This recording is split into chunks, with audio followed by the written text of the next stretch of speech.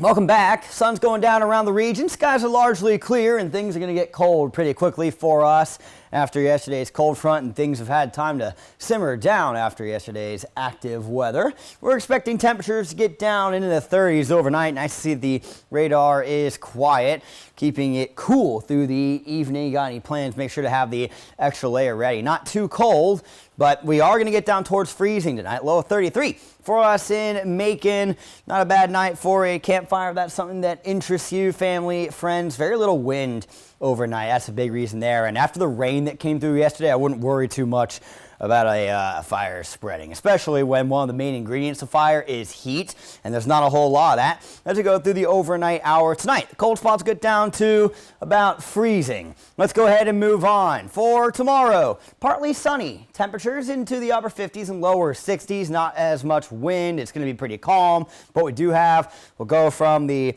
southwest and start shifting towards the southeast as we go into the overnight hours towards Friday. And here's our next storm system. A little different than what came through yesterday. The number one difference is timing. It's not going to start to rain Thursday night. The showers will likely begin to move in Friday morning, with the cold front getting here around lunchtime. So what does that mean?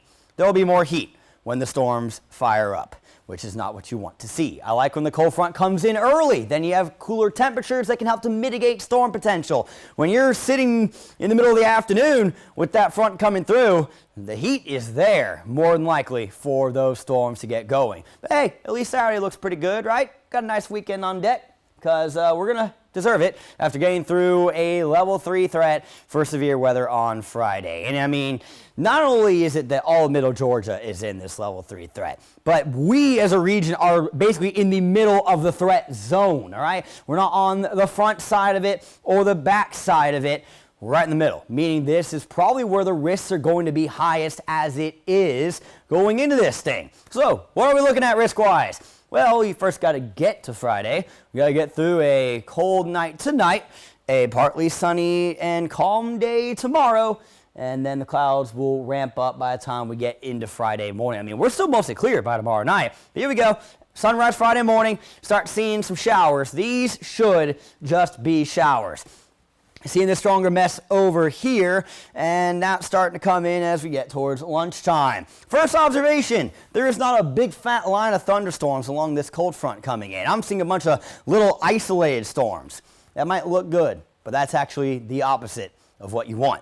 The line is better. Yes, the line can have strong wind gusts, sometimes a little bit of hail in there, and maybe even an embedded tornado.